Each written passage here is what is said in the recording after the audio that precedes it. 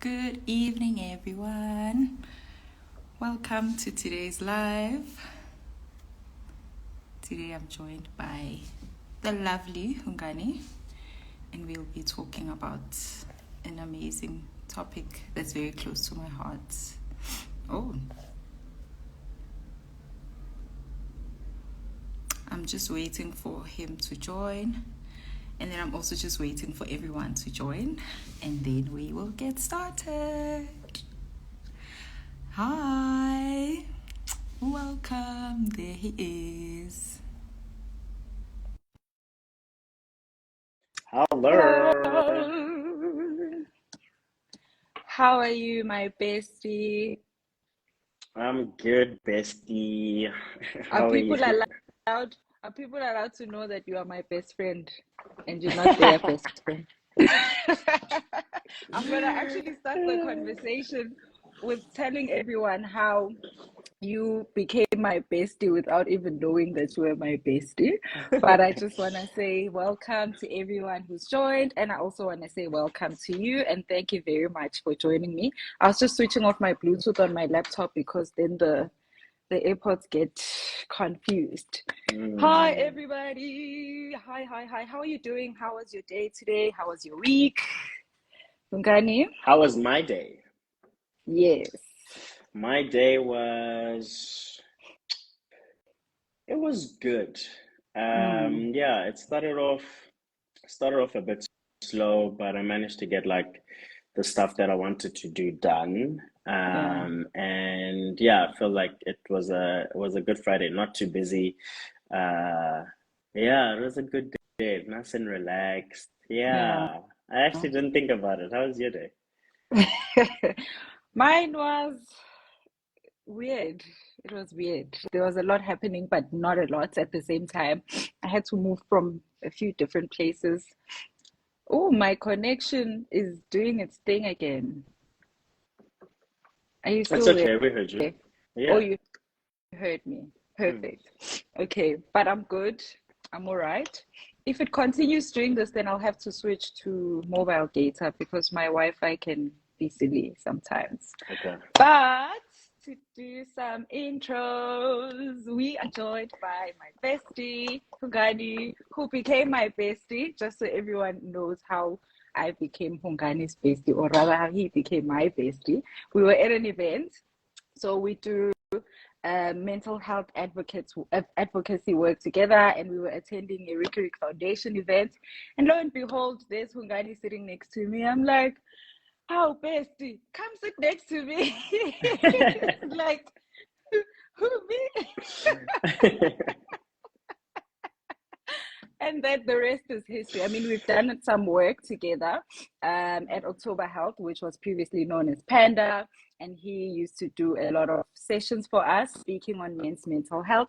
And I don't know if a lot of people know, because obviously we know Hungani as an actor, we know Hungani as a performer, a dancer, a husband, as Rulani's daddy, but I don't know if a lot of people know Hungani as an advocate and as someone who's very passionate about men's mental health, and maybe I think I would like to focus on that part because that's obviously why we started having this conversation. And maybe to start off, maybe can you share what made you so passionate about working in that space? Sheesh. Wow. I think, yeah, I think some people know, some might not know. Um, but for me to get into like men's mental health was purely because it mattered for myself. It was a selfish reason that then became a selfless reason. So yeah, starting off, I just felt like I needed help, Mm, because like a lot of the times, we don't really take stock of what's going on. And I think now we're more in like a time where people are becoming more aware and taking more stock of things and finding, or let me not say people, some people. yes. So I felt like I needed to do that for myself because of just like how life was moving and being in the workspace that I'm in and being popular and stuff like that. It also has like its own if I can say, weight that one carries. So having to Mm, deal with like stuff like that on a daily basis, and how like your life is really not a normal life. Like it's really crazy to be someone's idol, someone's role model, and stuff like that. So like it puts so much pressure, and having to navigate stuff like that. mm, And then mm, also just like evolving, we grow up, our parents did the best that they could based on their circumstances. So you grow up and you mm, start to realize that there's also certain bits that maybe they missed, and then there's certain bits where they overdid it, mm, so having to mm, like navigate those things so that you can then be a better parent to your child, but also a mm, better partner to your spouse.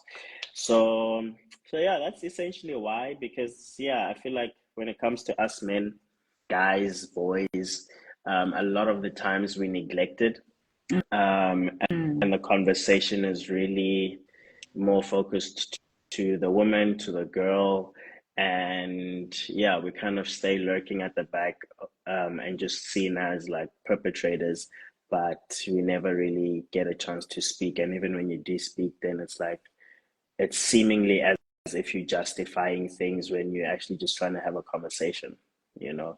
mm, So yeah, mm, that's mm. essentially why. Yeah, I'm glad you mentioned the last part about a lot of things being about girls and women. I was actually at church, at my home church last week. I was home, and Child Protection Week is coming up, I think at the end of May, 29 May to 5 June. The Yeah. way I don't work, I don't even know what month comes after May.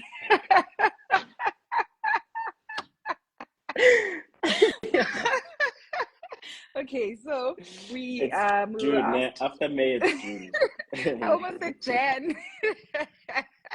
So we were asked for women to stay behind and girls aged 12 and above. And sitting there, our mom pastor addresses us and she tells us that Child Protection Week is coming up, and she's letting all moms know that they need to take care of their daughters, they need to look out for the signs. Obviously, we need to start protecting our girls, blah, blah, blah, blah, blah. Then she sees me sitting there because she knows I obviously do the mental health advocacy work. And then when she's done, she's like, Crazy, I don't know if you have anything to add. Like, Ah. okay, obviously, I have a daughter who's 9, and I'm very passionate about protecting her. But I really felt compelled to say that we also should mention that we should protect the boys, because, and I know that's a lot of the work that you do, because I don't think people understand that boys do get abused and boys do need to be protected as well. So I don't know if you want to say anything about that before we start the conversation. I think maybe that can lead us to the topic, today's Yeah, topic. I mean, kudos to you for bringing that up in that space, because it can be a very hostile reception that you get bringing up such a thing in such a space. So Mm, yeah, kudos to you for that, and we applaud you for that. I think like the misconception is that, and again, it varies person to person, life experience, where you were raised, culturally, traditionally, all of that type of stuff. But the yeah. misconception is that guys don't get hurt unless it's like a physical type of hurt. Yes. It's like how people will be so shocked when they see their father cry, or their grandfather, Yo. or their uncle. It's like how he can Yeah. cry. It's like, how, what did you expect? You have You know? tears. It's like, oh, what happened? But even Yeah. so, when that does happen, people don't know how to respond. They don't know how to Yes. react. They don't know how to make a space for that moment. You know, Mm, if anything, they'll probably bring a bottle of water, and mm, it's like, really, that's what you think this person needs right now? A bottle of yeah. water? They look thirsty? You know. So I think like it's so important to be able to get people to understand that we're all the same.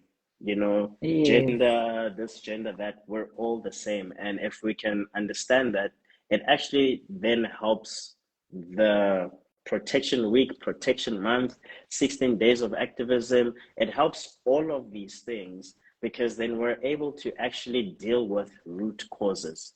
Because it makes Mm. no sense if I give you a example, it makes no sense if a woman comes and says her husband hit her, for example, and then Yes. all we do is we take care of the woman, we put the woman through therapy so that she can heal, we get them divorced, and the woman gets therapy and heals. We try and get the man to go to jail and serve Mm. time, and then he serves 6 months, and then he comes out, and then that's it.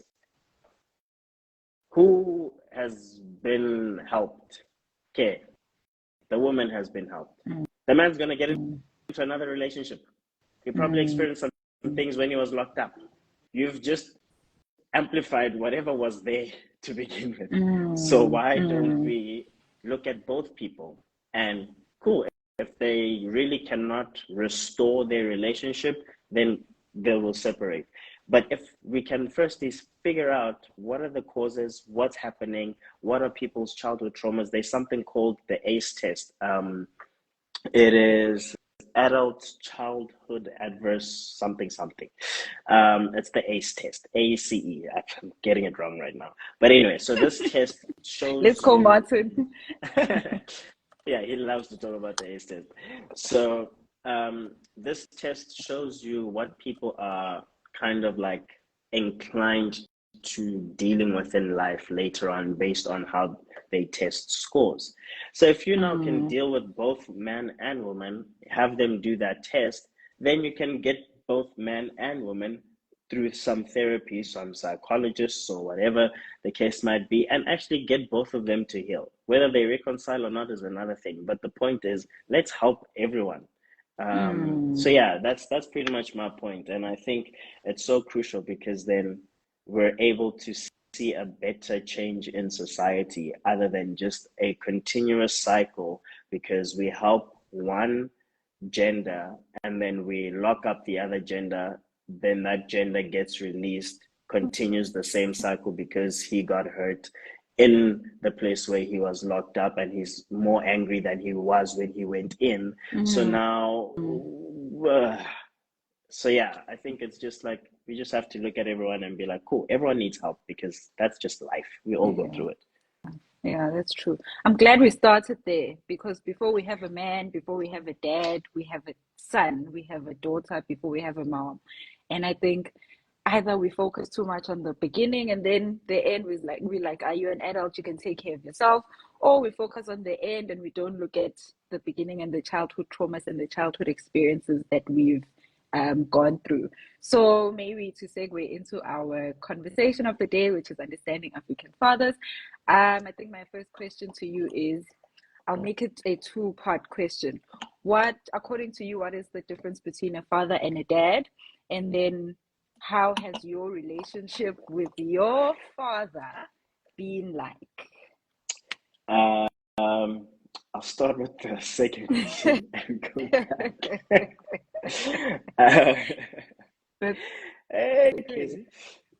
So, It so wasn't my on relationship the with notes. my dad. No, it's great. It's great. I love it. My relationship with my dad was and is beautiful, great, loving, caring, supportive. Um, yeah, I think I'm very blessed to have the type of father that I have. I am definitely aware of how privileged I am, but also how he took on the responsibility of being a father. Mm, Because at the end of the day, like I I I didn't choose to be here, and God chose him to be my father. So for the mm, sake that he took on that role and didn't look at it and turn a blind eye, I'm very grateful. And yeah, we have a great relationship.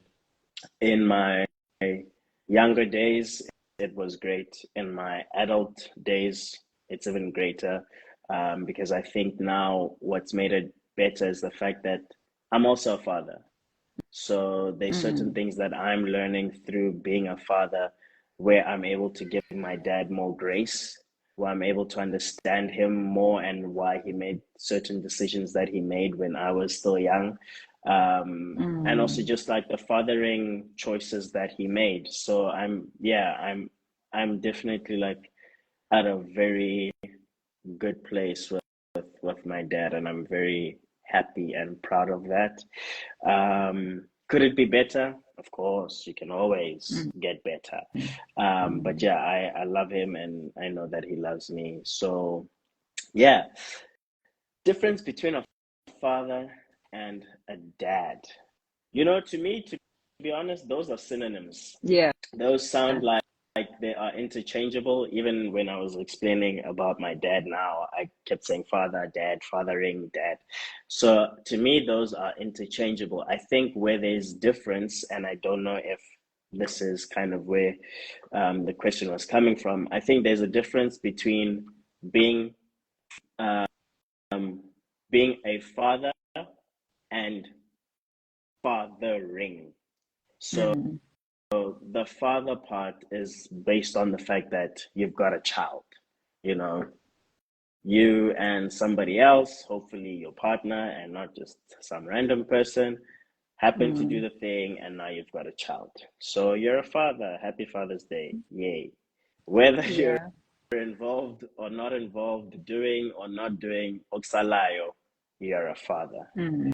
But fathering, I find, is where things are different because fathering is a verb, which means that there's action and doing that follows that word.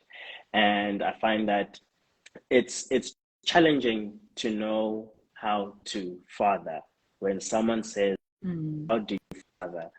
What's the difference between you fathering and your wife or your partner being a mother and mothering?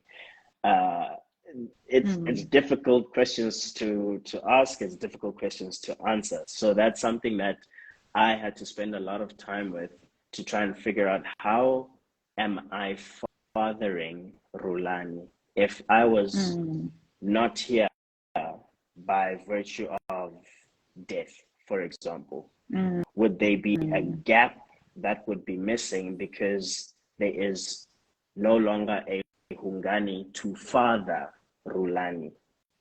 And I find that I still don't really know like how to explain what it is, but I Mm. see it and I am aware of it.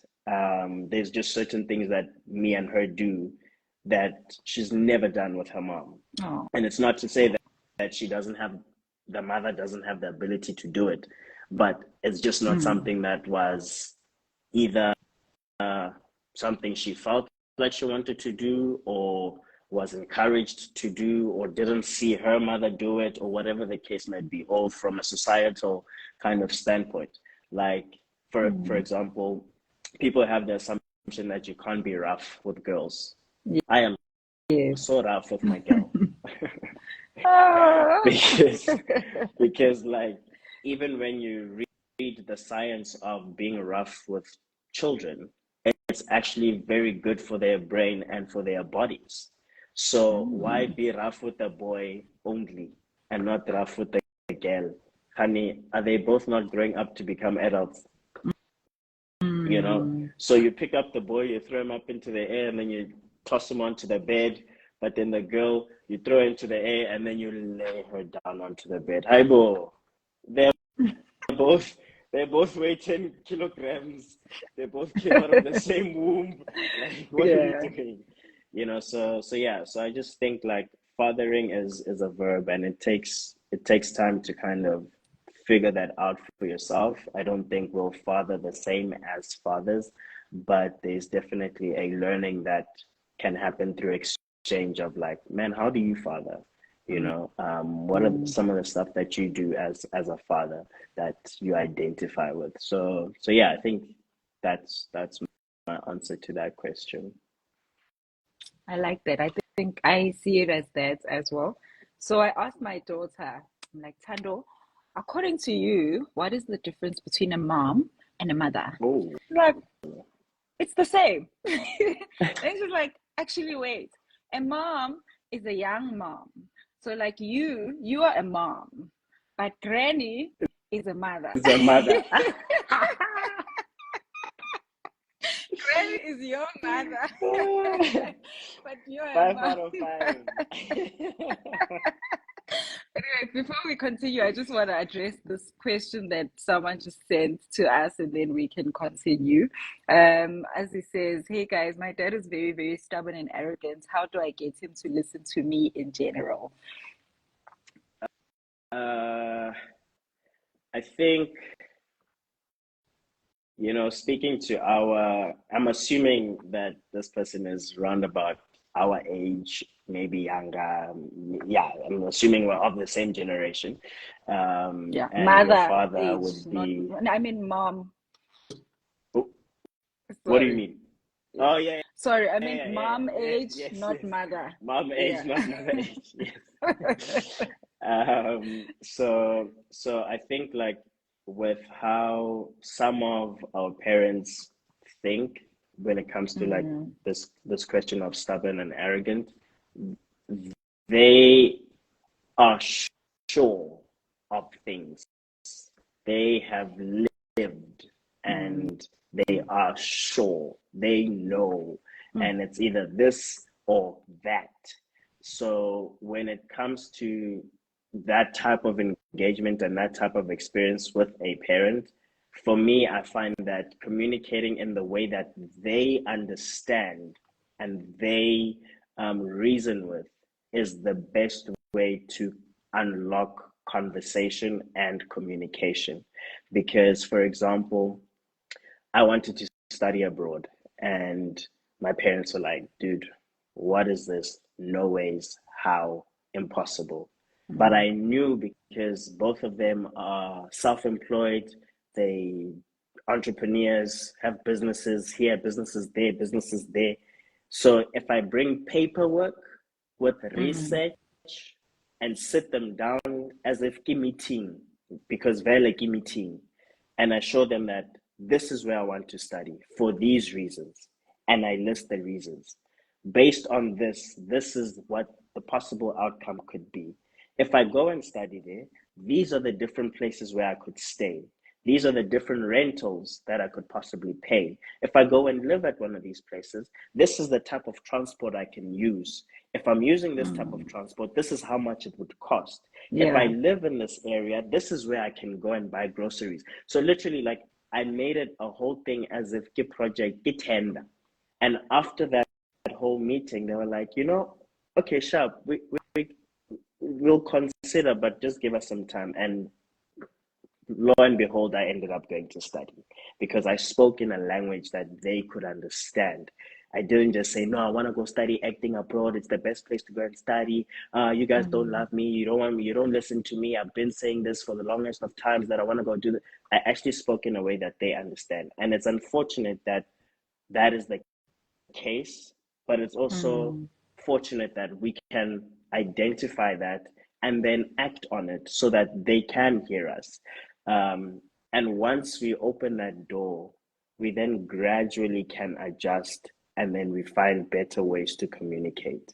So, like now, I don't sit them down for the meeting, nothing like that. We literally, whether it's a phone call, whether it's a WhatsApp call, and we have some really great conversations, some really like heated stuff, deep stuff, but it's Mm. no longer at the level where we had to sit down, make sure that everyone has a cup of tea, everyone's calm before we start the Mm. conversation. Yeah. So we also have to exercise patience because we're dealing also with, and again, like I'm assuming that your father is of that generation. We're also dealing with people who have PTSD. Guys, apartheid wasn't Mm, a joke, mm, so mm. being aware of all of these things, we then are able to approach them in a way that they will understand what our approach is and not in the way that we want to approach or want to Yeah. be approached. We'll get there, but to Yes. start the conversation, to start the car, let's approach in a way that they understand. So if you're stubborn and arrogant, cool, those are some of his traits. That's not all of his traits. So maybe what are his good days? Is Sunday a good day? Is that when he's calm? Is that when he's chill? Then let's approach him on a Sunday. But how does he communicate? So let's approach him when he's calm and chilled in the way that he likes to communicate. So yeah, that's what my suggestion would be. I don't know if you want to add to that. I like that. I was just thinking of how I think my dad is stubborn as Mm, well. Sorry if you see this.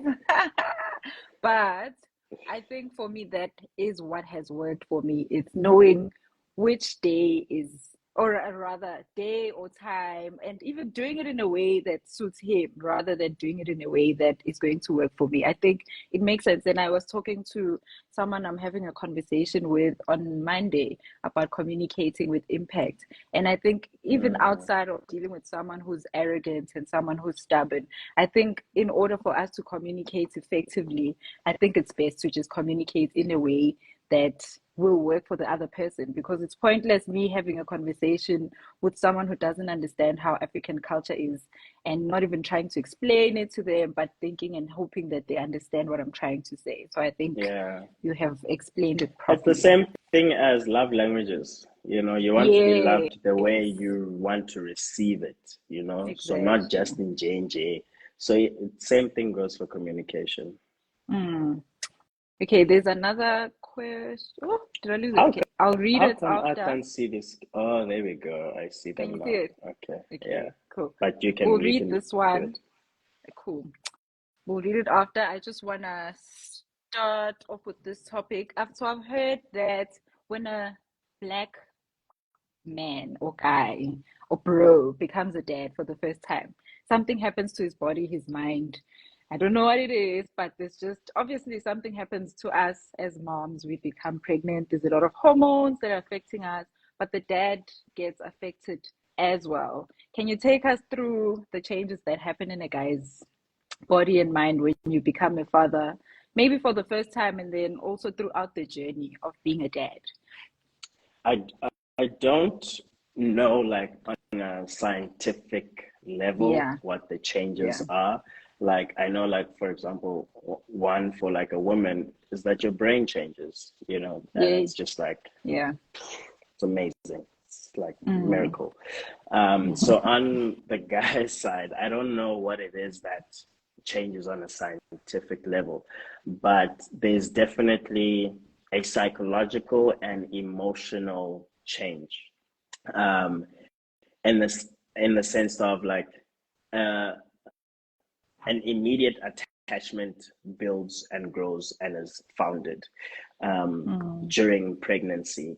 That's why, like, for example, they'll encourage you, the father, to put your head like on the mother's belly, speak to the child whilst you're pregnant and stuff like that, because there's actually like hormones and things that are happening both to child and to you, the father, during that time. It's not just like wishy-washy hoo-ha. The same goes for Mm. when the child is born. They encourage you to be topless and have skin to skin with the child, just as they've been born. There's things that are happening there at a scientific level, which I can't really speak to because I'm not a doctor. Yeah, But yeah. I definitely know that there is a change. And, like, for example, we first had a miscarriage before we had Rulani. And till this day, I still think about the child that was never born. Yet Mm.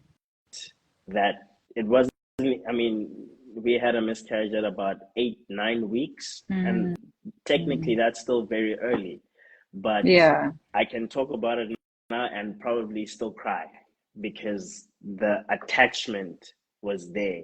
Even having the miscarriage and going to therapy, I had to mourn, I had to grieve because I Mm. lost someone. um, and that's I don't know what that is, but it's there. So it's that's why for me, like, I find it so crazy. Like you impregnated someone and then you just ditched.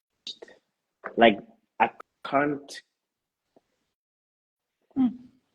It's I'm glad tricky. you're Like saying that. I'm I glad you're can't saying that. comprehend that because like Yeah.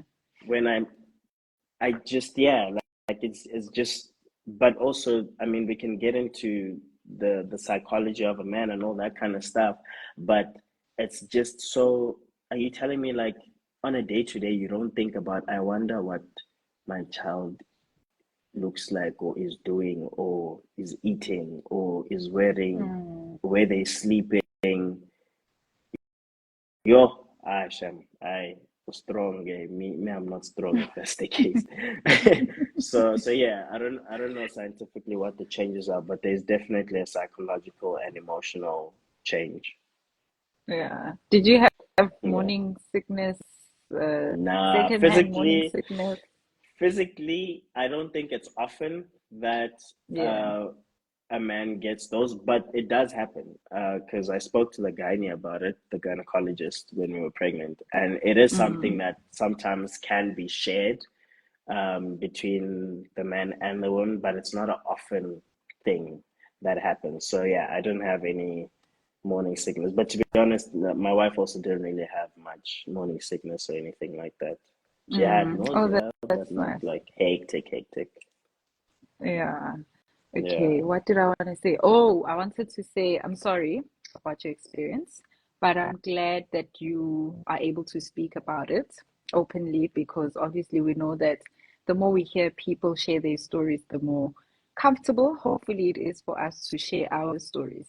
And when you said when a man makes a woman pregnant, then there's a attachment that grows. I'm like, hold it right there, because I know somebody. I know somebody, and I know when we prepared Who's this. not attached? I mean, where's this? Let's call him. Let's add him to this live actually, and ask him where are those attachments, my brother? Because it's been 9 years, and I know a lot of women. Maybe also we can speak about this. There's I don't even know if I should call it a stigma, a stereotype, or if it's a fact, but we know that there's a lot of African men who have kids and leave them. And I saw, oh, am I frozen again? Okay, I saw No, you you're good. blinking. I think you're back.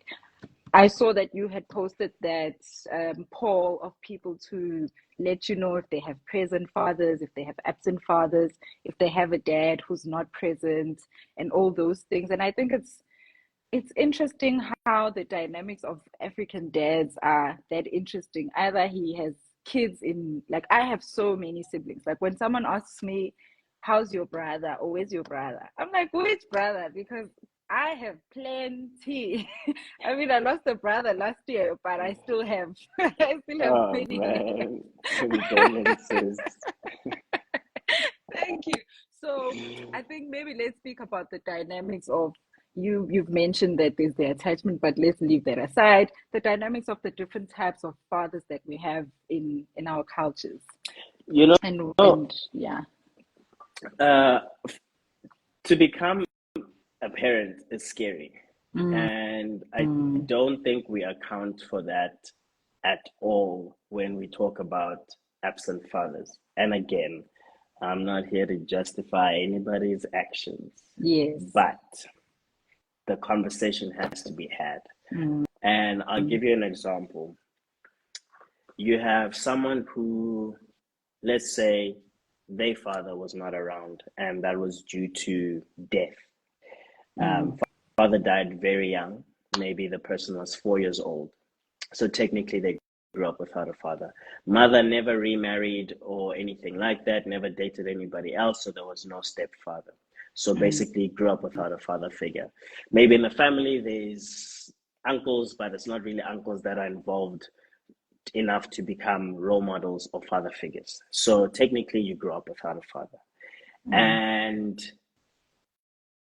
what the societal norms of what we hear a father mm, should do or a father should be, hashtag provider, and all of that type of stuff, then you have someone pregnant who's not your wife. mm, Maybe you're dating, and then and set, and you're staying together, and then your girlfriend falls pregnant, and you guys have been dating for like 2 years. mm, That immediate thing that you're going to think about is, how am I going to do this? You've completely come to self. It's not even a how are we going to figure this out? What? Mm. No.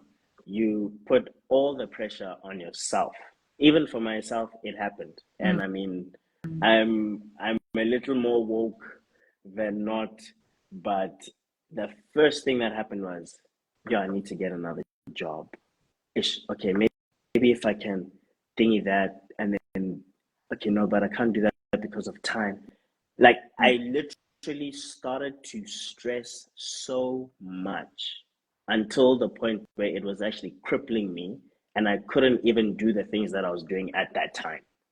And then I Sure. had to have a conversation with my wife. And she was like, but like, that's not the expectation. Like, this is, and it's stuff we've spoken about. It's stuff we've spoken about Mm. on our YouTube channel. It's like, we've done this before, but why now are you at a place where you shouldn't be?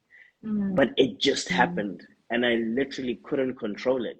So the reason why I'm saying this is because now you have this person, bearing in mind I have a father now. So now you have this person who didn't have a father. Then the Mm. Mm. situation happens. Maybe they're a freelancer and they don't have steady income, or they just got retrenched, or whatever the case might be. And the pressure is so much, if we use my example, that instead of sticking around to see themselves fail, they flee. Mm. Because it's like when you know that you didn't study for the test, you rather don't show up than to go Yeah. there and sit for 3 hours knowing very well that you can't even do page one, even though it's multiple choice. you know Yeah. so Yeah. so sometimes, like, we we don't have the space, or we think we don't have the space to communicate the things that we're thinking, because if I tell this girl that, yo, I don't know how we're going to support this child, or how I'm going to support this child, then she's going to look at me like I'm useless, Mm. or better yet, she's going to leave me, or wow, you know what, let me just bounce, Mm. because it's better for me to duck by myself than to be ducked. So yeah, I think, like, it's such a complex thing to navigate, because Mm. we don't all come from good households. There's some people Yes. who had abusive fathers. Now I hear I'm going to be a father. Oh, am I going to be like my dad, run away? Mm. Like, there's so many things that could possibly happen, and that's where I'm always like, is it possible to reconcile, to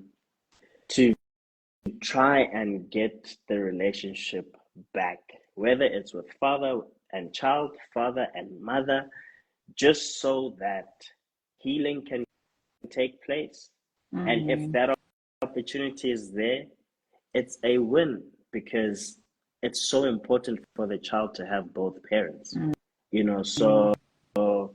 yeah, it's such a tough one, but there's so many different, like, stereotypes and I guess it's not misconceptions, but it's societal norms that we've taken upon ourselves as Black people, as a human race, um, Mm.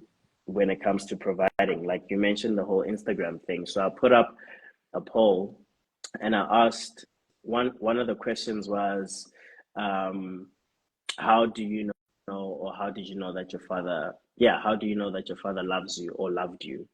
And, like, Mm. a lot of the people that were answering, and shout out to people that shared, um, it was through things that the father was doing. So you have things like, anytime I needed him, he was there. Um, he always made sure that I have everything that I need. Like, Mm. there's a doing, and it was very seldom you just found, because he told me, Mm. like, because he told you that he loves you, and that's all you needed.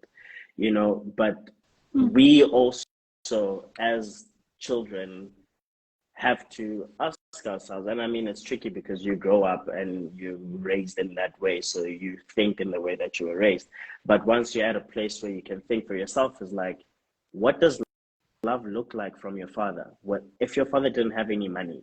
If your father didn't have a job? If your father, everything that you're saying from a materialistic point of view, if he didn't have, would you still know that he loves you? And if so, how?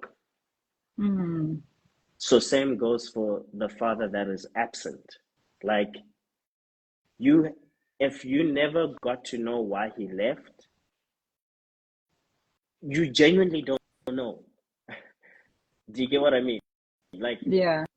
you have, and I mean and I'm speaking from a place of privilege, so take it with a pinch of salt. But what would it take to be able to find out why he left?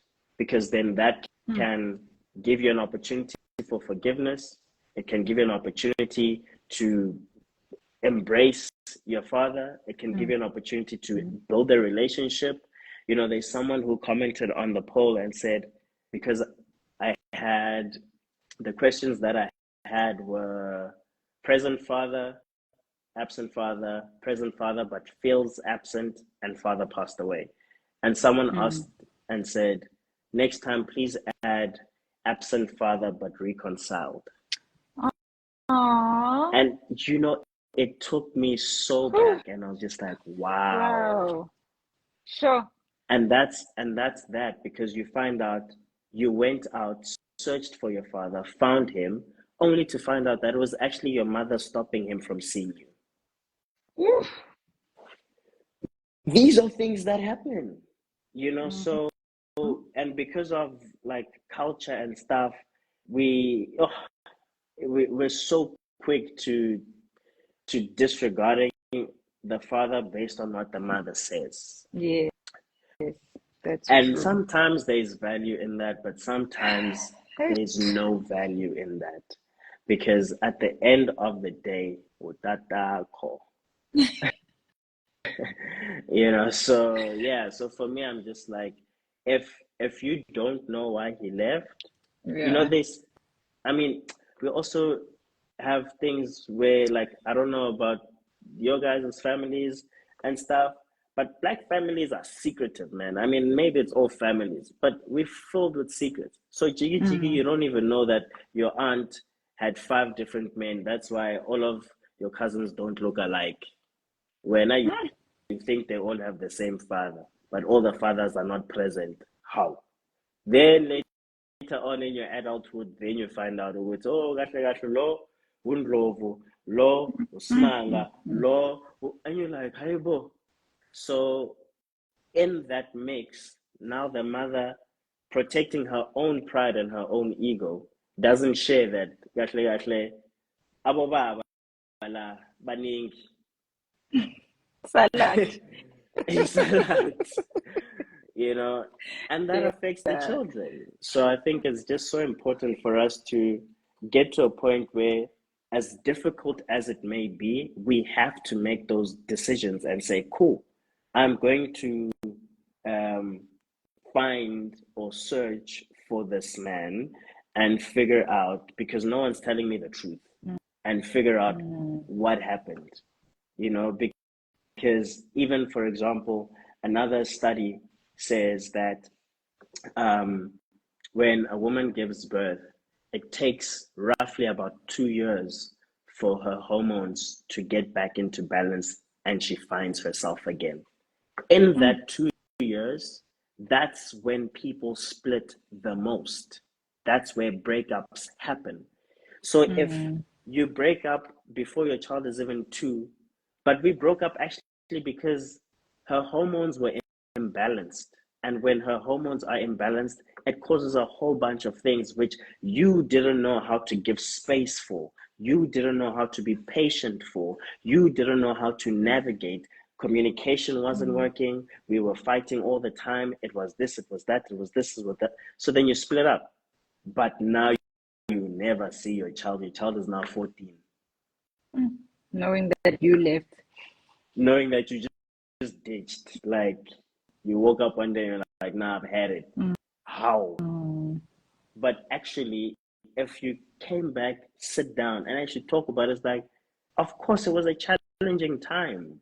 Yes, you didn't have the patience for it. Yes, yes, yes. Okay, so actually, me and my child can have a relationship. So yeah, no, it's tough. And I mean, kudos to people who co-parent, because it's not everyone that has great like co-parenting experiences, but those who do, Mm. kudos to them, because the most important thing is the child. It's forget the parents, it's the child. Yeah, that's true. Okay, whew, this topic, ne? I feel like we started in the beginning, but there's so many small bits to There's so unpack. many. There's so But many. I want to address this question, which I think is very interesting. My father just forgot it was my birthday. It's not a question, actually, it's a comment. And then the other day, he was like, "How was your birthday?" And then I think there was a second part, but he had forgotten to wish the person a happy birthday. So if I can start and share my experience. Last year, my father, my dad, sent me a happy birthday message.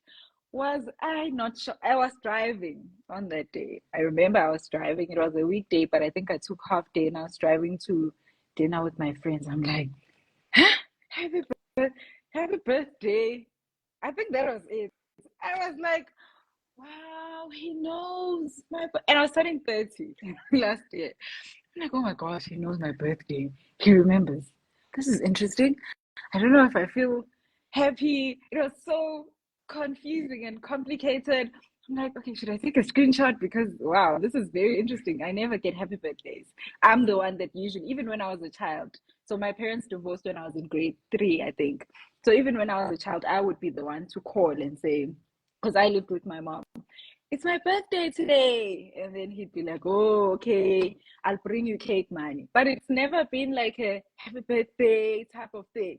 So just to reflect on what this person said, I think for me, knowing that my dad never acknowledged my birthday ever, and he said it once, maybe he's probably said it before, but I just can't remember. The fact that he remembered, I think for me means a lot, and I think also the older we get, we forget birthdays. The other day, someone asked me what grade my child is. I was like, she's in grade two. Took me 10 minutes to be like, oh, actually, she's in grade three, not grade two. So I think we should, as much as it hurts, and obviously, I'm not invalidating your emotions and your feelings, but I think let's also just give them the benefits of the doubt a bit. I don't know, when Hungani, what you think of the situation and what you'd like to say. Um, I think the question that I would first ask is, are birthdays important to him? Full stop Mm, or question mark. Not just yours, anybody's birthday. His wife's mm. birthday, if he's married to your mother, his own birthday. Does he make a hoo-ha about his birthday? Birthday yami namhlanje. We have to celebrate. Is it a thing? Because, for example, I'm not really a birthday person. And because of that, I don't naga other people's birthdays because I'm not a birthday person. So even if I see it on social media that it's your birthday, if I don't comment right there, forget I've missed it. Oh, Because Rulani I will be commenting on no Instagram really lives. really if she was here she'd be like, yeah, man, that's true. because that's just my nature. But Yeah. that doesn't mean I can't put in effort for those people in my life who find it that birthdays are important for them. So, in order for Mm, that to happen, I need to then understand and have a conversation with them to find out, Uguti, birthdays are important. Like, my mm, wife had to sit me down and say, love, anniversaries and birthdays are important. Then I make a note mm, so that I don't miss these days. Now we've added Mother's Day is important. mm, So that then is so now if I don't say happy birthday and I know because we've had the conversation, now we can have an issue with it because we've had mm, the conversation. A lot of the times I feel like we don't have the conversations of what we expect, but we expect it. So that on its own will breed disappointment because you expect this old school father of yours who for ibhede yakhe mhlambe never even had a candle to blow his whole life until your guys' time sendifika. And then even in the blowing it's just say, okay, ngiyabonga, okay, asileni, and then it's done. And then mhlambe someone will bring a present and say, oh, you got me something, imali yami, ngiyabonga. Do you get what I'm saying? Because it's like, it's not a big deal. So if we can have the conversation, get him to understand. And if that's the case, you've had the conversation and he should know, then remind him the day before or the week before. Be like, yo, Dad, remember, tomorrow's my birthday, man. Like, oh, okay. Or the week before, it's a Sunday. Be like, Dad, next week Friday, it's my birthday.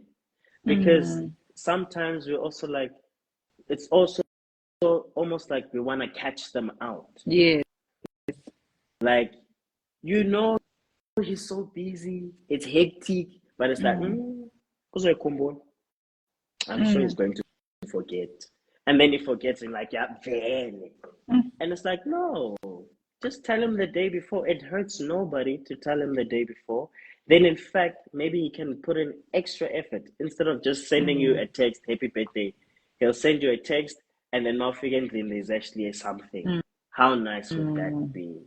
You know, so I think we have to have a level of grace when it comes to this because, like, we don't all have the same wants and the same likes, you know. So based on that, even just for your own partner, ask these questions because if your father doesn't know that your birthday is actually a big deal, then he'll never celebrate it like it's a big deal. But if he does know and then he doesn't celebrate it, then you can bring it up and say, no, but Dad, we spoke about this last year and I said my birthdays are a big deal. Like, why don't you celebrate my day? Like, it actually bothers me. And then when he sees that you're upset, maybe he'll make a joke like, and whatever. But the point is, we've had the conversation and now he's got a chance next year to rectify it, you know. But also these people get old and Alzheimer's is a thing. Like, there's a whole bunch of stuff we can consider because age is a real thing. Midlife crisis is a real thing, you know. So yeah, but I think a level of grace and just having the conversation is very important. Yeah, that's true. I mean, I'm not even 40 and I'm starting to forget birthdays. And I'm also not defending, but guys, says Pilange calendar manje. I remember there's a friend of mine. If you see this, we are still sorry. We forgot his birthday. And it was like we're a group of friends and all of us forgot. I'm so sorry, Sanele. We all forgot.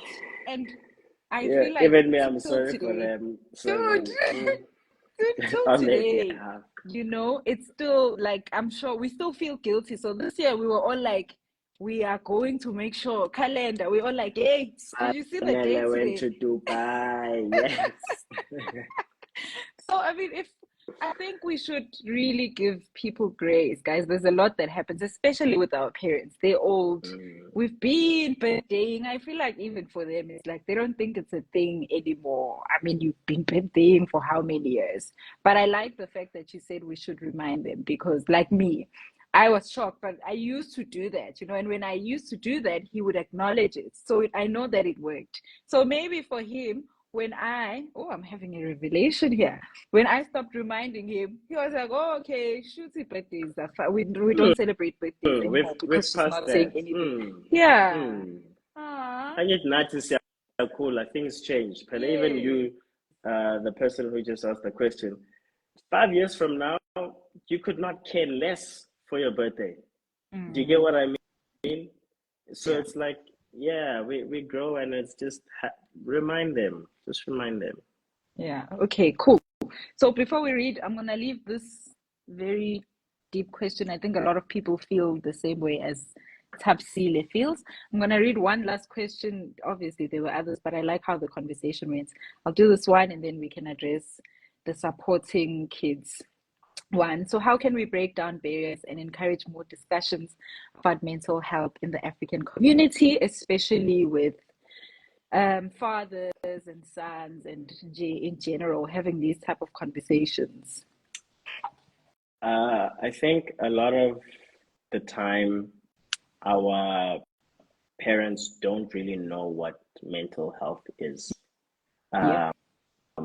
And we then have to take on the role of equipping them with an understanding of what it is so that we can have conversation about it. Yesterday, I was with my cousin. She's above 50.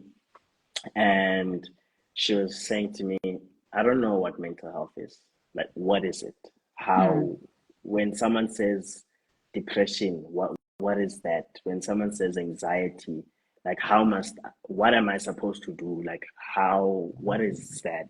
And we had this conversation for like 3 hours about mental health and the different ways it can show up, the different things that can cause it, and how to provide space for someone. And I took it down to the bare minimum of saying, it's like you saying that you're sad, but your sadness is so deep that you can't get over your sadness. That is a level of depression, because I'm so sad that I don't want to leave my room. I'm so sad I don't want to be seen in public. I'm so sad I feel like my life is worthless. Now I'm becoming suicidal. I'm so sad. And using that like constantly and giving all these different examples, eventually she's like, oh, okay, so depression is not a good thing. If someone is depressed, they're very down, like in a nutshell. Because also, you can't expect people to understand the depth of the stuff. Even us, we're still figuring it out. Hey, You know, we don't hey, have it all yeah. together. So you can't now expect someone to understand the term depression. Give them a word that's already in their vocabulary, because then they can at least try and put two and two together. When you say you're anxious, what is that? I feel very nervous that instead of going to do the thing, I'm not going to do it. That's how nervous I am.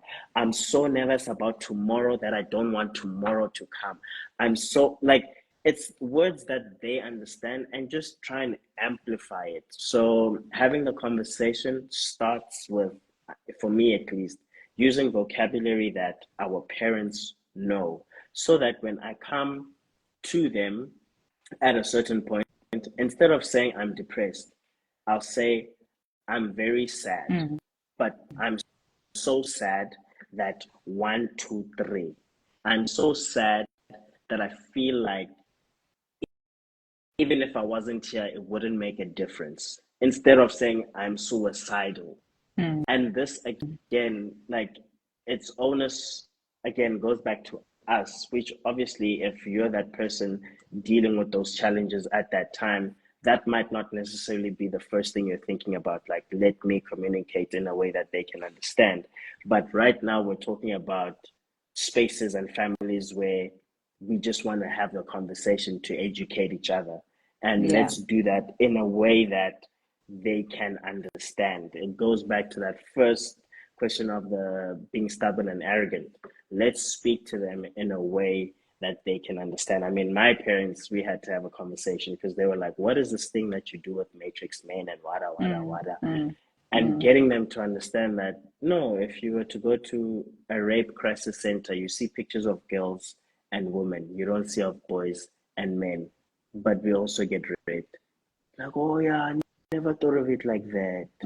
Like, then you get the conversation going, and then eventually they get to understand, and then you can use the right terminology. Okay.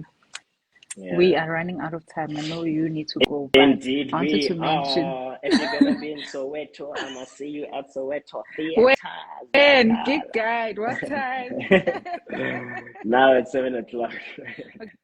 Okay, let me say this quickly and then we'll address Tapsile, then we go. All right. So I wanted to say that ever since I left Panda, my biggest passion, one, I wanted to make sure that exactly what you were saying, I find ways to really, really simplify these things for people. So I went on like passion projects where I was like, now I have time. I created resources where I used technology and I was like, let's simplify this. Okay, what is mm, depression in the simplest mm. form? Let's use simple English. So what I will do, I'll share the link to the Google document because I have like different ebooks explaining Oh, depression, nice. explaining anxiety, explaining it for parents, how to see it with your kids, how to, because obviously we also think only adults experience mental health issues and we don't think that kids can be anxious. So I Mm, will share the link to the resources on my stories and then people can go on and just choose. It's always like growing, right? Currently I'm working on doing an ebook for parents with teens nice. who can understand their teenagers' mental health. Look at And I've also, you. now I'm just telling you this, I'm shebelaring you. I've Ah, I've I've we'll go registered it. live. It's not a secret. But I'm shebelaring you. I've registered a foundation focusing on mental health. So I wanna have these conversations where I go out, meet with people, and we have our own. I'm so glad you said this because I want us to create our own terms Mm, because we don't have depressions and anxieties and bipolars in our own languages. So if we can yeah. create our own terminologies in our own vernacular languages, then it's really going to be easy for us to have these conversations at home. Because how can we, like you said, you need to simplify it so much. It's sadness, but how can we even make Mm, sadness about what is sadness in Zulu? yeah. Anyway, that's a topic of another day, but I just wanted to say that. And then just in closing, because I think a lot of us, I'm even going to include myself here, because I think for me, I even gave up because I mean, I fell pregnant and I never had a baby daddy since the day I found out I was pregnant. So for me, it's not even about supporting the child, it's about the fact that the person never existed. So I know a lot of people feel like the fathers of their kids don't want to support their kids, and it's very, I mean, it's very heartbreaking. Besides the fact that things are expensive, I think it also just feels like a lot of women are alone, and I know there's also single dads out there, but what can you say to people who are feeling so heartbroken and so sad and maybe hopeless as well because they're doing it alone? If the father's alive, take him to court. Like, Mm, and obviously, guys, me, I'm not a professional in that sense. But the reason why I'm saying this is because sometimes we neglect the things that are put in place to assist us. yeah. Because we either don't know or we're afraid of the process or whatever. If the person is not showing up the way that they should show up, take them to court because there's a legal way to do it. Mm, And then they will show up because it's an obligation. Why? mm, Because it helps you take care of this human being. Yeah, I mean, it just makes no sense to have someone say, nah, it's your child, you deal with them. And it's Ngeni. So for me, that I don't understand at all. But yeah, I think it's so difficult already with both parents having a child and navigating that. So to be a single parent, I genuinely can't imagine what that's like. It's me, it's my wife, and a nanny. See, three. So I genuinely don't know how single parents do it, whether man, whether woman. And when mm, your supposed partner's not supporting you, I genuinely I sympathize and I feel for you because I know how expensive things are, how expensive life is. mm, And it would just do so much, even if it was a little bit that they were providing in order to mm. alleviate some of the stress and the pressure. So if they're not showing up the way that they should, if it was me, Shem, mina ngiyise court ozobhadala whether uyafuna or Yeah. awufuni, because I'm just trying to make sure that the child grows up well Mm, and has enough. yeah. Um, yeah, that's what I would say. I agree. Thank you very much. This was a nice conversation. I feel like we spoke, but we're not even. So We what did don't you even say? touch the How tip many of the more should we iceberg. do? I think someone commented round table, something face to face. We need that's what's next. Really? Oh, Yeah. I would love to do that. that. Let me make a note Yeah, because I want write to that do like a down. lot of That's what's projects. next. We'll do it under But we your will foundation. exactly Matrix Men X Sisonke Now, Wellness. So the name is all black Sisonke Wellness. Sisonke Wellness. Nice. Here's Black Mom Chronicles _ SA. Face to face roundtable talk on fatherhood. Please. Thanks. Danko. Noted. Thank you very much. Hungani, where did you Thank you say you for are? having So me.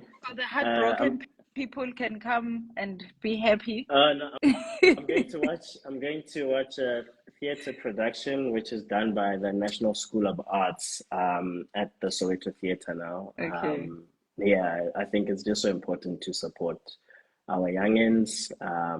Yeah, they are the future of our industry, That's and true. how best do we nurture them if we don't show them love whilst they're still figuring it out in school? So yeah, that's essentially what I'm going to do. Hashtag Father Chronicles. You see. Thank you for being who Thanks you for are. having me. Thank you for being so open, for being so kind, for being the person that you are. I think a lot of the time we see people from a distance and you're like, I hope this person is what I see them as. And then you meet them and you're like, yo, I wish I never met you. But you are Hey. genuinely this person. I was even telling my daughter because she saw you call me and she was like, ah! I'm like, and he's like this in real life.